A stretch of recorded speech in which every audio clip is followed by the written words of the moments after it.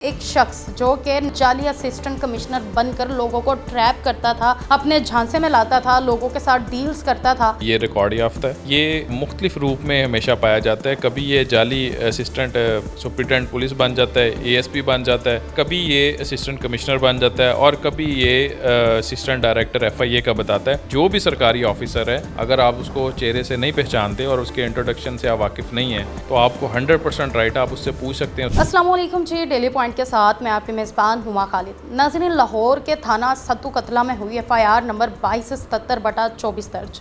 FIR के मुताबिक एक शख्स जो कि नकली और मतलब कि जाली असिस्टेंट कमिश्नर बनकर लोगों को ट्रैप करता था, अपने झांसे में लाता था, लोगों के साथ डील्स करता था। और जब पुलिस को इस शख्स के बारे में पता चला तो पुलिस ने इसका जो है सर्च स्टार्ट किया और उसके बाद उसको पकड़ लिया।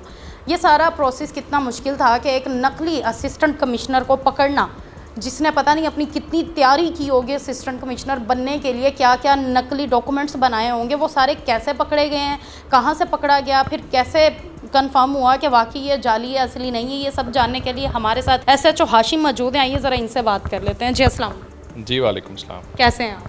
मैं अल्हम्दुलिल्लाह। अच्छा एसएचओ साहब, मुझे ये बताएं कि सबसे पहले आपको पता कैसे लगा कि ये बंदा जाली असिस्टेंट कमिश्नर बन के घूम रहा है? ये 1-2 साल पहले भी इस बंदे ने मुख्तलिफ इस तरह की हरकतें की हैं और ये रिकॉर्ड याफ्ता है। पहले भी ये पकड़ा गया है और ये मुख्तलिफ रूप में हमेशा पाया जाता है। कभी ये जाली असिस्टेंट सुप्रिटेंडेंट पुलिस बन जाता है, एएसपी बन जाता है, यूनिफॉर्म फेक लेके उसको पहन के, और कभी ये असिस्टेंट कमिश्नर बन जाता है और कभी ये असिस्टेंट डायरेक्टर एफआईए का बताता है। और इसके साथ इसने अपने साथ 2 प्राइवेट लोग रखे हुए हैं जिनको हमारे कांस्टेबल्स की यूनिफॉर्म पहनाते हैं पुलिस की, और उनको प्रोटोकॉल के लिए ज़मात साथ वो रखता है। आपको दोबारा कब पता लगा कि दोबारा से ये बंदा जो है ये हरकतें कर? ये मुझे कुछ अरसे से इन्फॉर्मेशन आ रही थी कि हमारे एरिया में इसकी जो ये डाला है और वीगो डाला है, ये घूमता फिरता है और उसके अंदर ये यहाँ पे आता जाता है। तो एक दिन मैं एक हमारा यहाँ पे सड़क है, वहाँ से मैं गुज़र रहा था तो मैंने इस डाले को मशकूक जाना और उसमें काफ़ी ऐसी चीज़ें थी जिसको मैंने देखा कि ये ओरिजिनल अगर सरकारी डाला होगा तो उसमें ये चीज़ें एडिशंस नहीं हो सकती। काफ़ी उसने उसको तैयार किया हुआ था। तो उसको जब मशकूक जान के उसको रोका तो रोकने पे उसका जो उसने जाली पुलिस वाला कांस्टेबल बैठाया हुआ था वो मेरे पास आया और उसने आके अपना तारुफ करवाया, साथ कहा कि असिस्टेंट कमिश्नर साहब बैठे हुए हैं जी अंदर।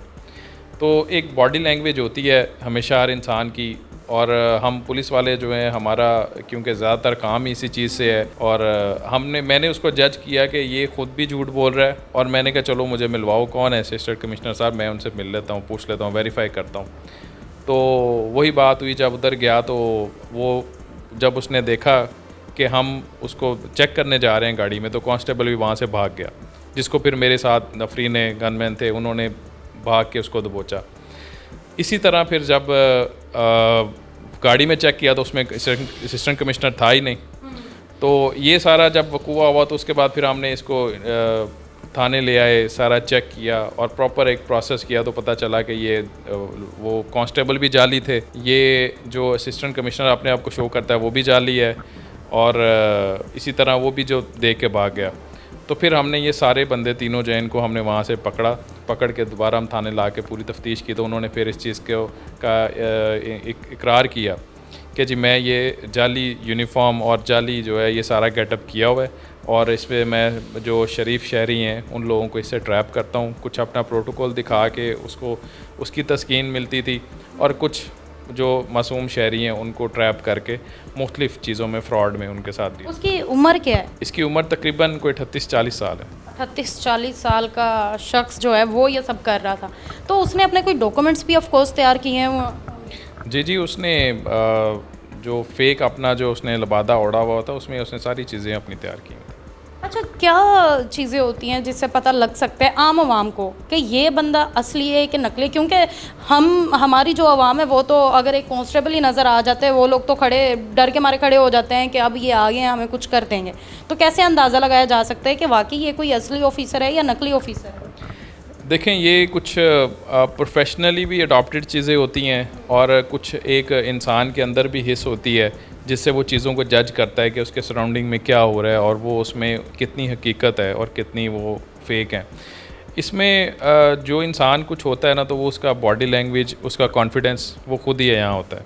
अच्छा, अब एक चीज़ है कि एक SHO, कोई DSP, कोई SP या कोई असिस्टेंट कमिश्नर आके वो मुझे ट्रैप कर रहे हैं, तो क्या मुझे ये राइट है आवाम को कि उनसे पूछ सकें कि भाई अपनी कोई शनाख्त दिखाएं जिससे हमें कंफर्म हो कि आप वाकई वो हैं? क्या हमें इतना राइट है? 100% है, और बल्कि राइट इसको यूज़ करना चाहिए। मेरे पुलिस ऑफिसर जब इलाके में निकलते हैं, मुआफ़िज़ निकलते हैं, तो वहाँ नेम प्लेट्स होती हैं, उनको पहचाना जाए। और इसी तरह जो भी सरकारी ऑफिसर है, अगर आप उसको चेहरे से नहीं पहचानते और उसके इंट्रोडक्शन से आप वाकिफ़ नहीं हैं, तो आपको 100% राइट है, आप उससे पूछ सकते हैं उसका आईडी कार्ड, उससे उसकी जो उसका सर्विस कार्ड है, वो सारी चीज़ें पूछ सकते हैं, और बिल्कुल पूछनी चाहिए ताकि आप इन जाली लोगों से जो है वो बच सकें। अच्छा, एक और बड़ा मेन क्वेश्चन है कि ये बंदा ऑलरेडी रकात याफ्ता था। ये एक बहुत बड़ा मेरे ख्याल से जुर्म ही है कि नकली लबादा ओढ़ कर वो मार्केट में निकलता है, लोगों को लूटते। उसके बावजूद ये मुल्ज़िमान जो हैं वो बाहर निकल आते हैं, अपनी इनकी बेलें हो जाती हैं, जेलों में जाते हैं, 1 महीने के बाद ये बाहर होते हैं। तो क्या वजह है कि ये लोग एक लंबे अरसे तक जेल में टिक नहीं पाते और इनको वो सज़ा नहीं मिल पाती और ये सीख नहीं पाते? इसमें कोई शक नहीं, काफ़ी ऐसे जराइम हैं, सिर्फ यही वाला नहीं, इसके अलावा भी काफ़ी हैं कि उनको हम यहाँ से जुडिशल करते हैं, जेल भेजते हैं, तो वो बेल आउट हो जाते हैं। उसमें मुख्तलिफ़ चीज़ें हैं जो बहुत डिटेल में डिस्कस करने वाली हैं, लेकिन उसमें यह है कि कुछ कानूनी कुछ चीज़ों की सज़ा इतनी है कि उनको बेल आउट होना पड़ता है। तो ये ऑल टुगेदर ये है कि हम तो अपनी पूरी एफ़र्ट होती है कि हम इनको जेल में भेजें और एक टाइम तक वहाँ पे रहें, यहाँ उधर से सुधर के आएँ। लेकिन इस तरह के बंदे जो आपको मैंने बताया कि रिकॉर्ड याफ्ता है, ऑलरेडी इस प्रोसेस से गुज़र चुका है, पर्चे ले चुका है, उसके बावजूद ये बंदा जो है अपनी इस हरकत से अगर बाज नहीं आया, तो आप देख लें कि ये इन लोगों के लिए कितना सख्त कानून होना चाहिए। अच्छा, आपने अब दोबारा इसे पकड़े और वो जुडिशल भी हो चुका है, जेल जा चुका है, तो क्या आपने इसके अंदर चीज़ें ऐसी रखी थी कि ये केस जो है वो मजबूत हो जाए और ये जल्दी बाहर ना आ जाए? देखें, जो ऑफेंस है, जो कुछ उसने किया है, उस सारे ऑफेंस को हमने स्ट्रांगली जो है उसके अंदर जो है उसको मैनेज किया है कि वहाँ पे जितना मैक्सिमम उसको सज़ा मिल सके। लेकिन जो ऑफेंस हैं उनकी अनफॉर्चुनेटली कि हमारे कानून में सज़ा इतनी है कि वो ज़्यादा देर तक वो उसको नहीं डिटेन कर सकते। तो ये नाज़रीन एक अफसोस की बात है हमारे लिए, क्योंकि ये लोग एक मुलजिम को पकड़ने के लिए अपना दिन रात जो है वो लगा देते हैं। इनके हफ्ते गुजर जाते हैं बग़ैर घर जाए, बग़ैर अच्छे से खाए, बग़ैर अच्छे से सोए, सिर्फ एक मुलजिम को पकड़ने के लिए। जब ये इतनी मेहनत के बाद उस मुलजिम को पकड़ कर भेजते हैं जेल के अंदर, तो वही मुलजिम हमें 10 दिन के बाद बाहर घूमता हुआ नज़र आता है। तो क्या अगले बंदे का दिल करता है उस वक्त कि इसी मुलजिम को पकड़ने के लिए इतना टाइम लगा, इतना अरसा लगा? तो इन चीज़ों के लिए आई थिंक सो हमारे कानून को सख्त होना चाहिए। जी, इसमें कोई शक नहीं। अब क्योंकि हमारा कानून जो है वो बहुत पुराना है, सदियों पुराना है, तो वही एग्ज़िस्ट कर रहा है। इसमें बहुत ज़्यादा अमेंडमेंट्स की ज़रूरत है और मेरा ख़्याल है कि वक्तन फ़वक्तन अमेंडमेंट्स हो रही हैं, लेकिन इसमें बहुत रैपिड अमेंडमेंट्स की ज़रूरत है। इसमें फ़ाइन्स, इसमें जो आपकी सज़ाएँ हैं, इनको इंक्रीज़ करने की बहुत ज़रूरत है, क्योंकि क्राइम हर जो जुर्म है उसकी नेचर, उसका तरीक़ाकार बहुत अप टू डेट हो गया है, बहुत चेंज हो गया है। तो उसी स्पीड से जो है क्राइम हो रहा है और उसी स्पीड से जो है इन लोगों को ट्रायल्स भी प्रोसेस हो रहे हैं, और लेकिन फिर भी इनकी क्योंकि सज़ा इतनी डिफाइंड है, उसके अंदर रह के डिसीजंस करने पड़ते हैं कोर्ट्स को, तो इसमें कोई शक नहीं है कि इसको अमेंड होना चाहिए। चले जी, आपका बहुत शुक्रिया, आपने हमें इस केस को डिटेल में बताया। उसके अलावा उस शख्स के बारे में कि बड़े अफसोस की बात है कि ऐसे लोग जो हैं वो हमारे माशरे में एग्जिस्ट करते हैं, जो कि नाम इस्तेमाल करते हैं हमारे इदारों का, हमारे इदारों के यूनिफॉर्म को इस्तेमाल करते हैं। तो ये बहुत बड़ा एक जुर्म है। सर, मुझे आप ये भी लास्ट में बता दें कि जो किसी इदारे का यूनिफॉर्म यूज़ करते हैं, मींस के पुलिस का यूनिफॉर्म या कांस्टेबल का यूनिफॉर्म ही यूज़ करना बहुत बड़ा जुर्म है। तो क्या सज़ा है अगर कोई बंदा मजाक में दोबारा गलती से कहे कि मैं तो SHO का यूनिफॉर्म पहनूंगा और पकड़ा जाए? इसमें बहुत सख्त सज़ा है और हमारा जो पाकिस्तान पिनल कोड है उसके अंदर बाकायदा इसकी जो है वो सेक्शंस मौजूद हैं। उस सेक्शंस के तहत ही हमने एफआईआर भी दी है। और जो ये करेगा, मेरा ख़्याल है कि ये बहुत फ्रिक्वेंटली हो रहा है अब हमारे माशरे में। तो ये लोग तो हमारे जो उन्हीं दिनों में मुहर्रम की ड्यूटीज़ थी, और बहुत एक ना ये दहशतगर्दी और डेंजर की भी अलामत है। देखें, अगर वो यूनिफॉर्म पहन के कोई भी बंदा किसी भी पुलिस के हजूम में शामिल हो जाए और किसी भी और हजूम में शामिल हो जाए, तो वहाँ पे वो किसी भी किस्म की ऐसी एक्टिविटी कर सकता है जिससे वो दहशतगर्दी या इसके अलावा और भी कोई ना कोई जुराइम का वो कर सकता है वहाँ पे। इसी तरह अगर देखा जाए तो ये लोग यूनिफॉर्म पहन के मेरे डिपार्टमेंट मेरी वर्दी पहन के बाहर जाके अपनी कोई भी ऐसी करतूत कर सकते हैं जिससे मेरा महकमा जो है वो बदनाम हो सकता है। तो वहाँ पे उन्होंने यूनिफॉर्म देखा तो उन्होंने कहना है ये पुलिस वाला आया था।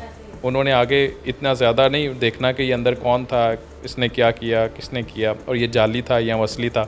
तो ये लोग इस तरह के मामला जो है ना, इस वजह से काफ़ी डेंजर की अलामत हैं।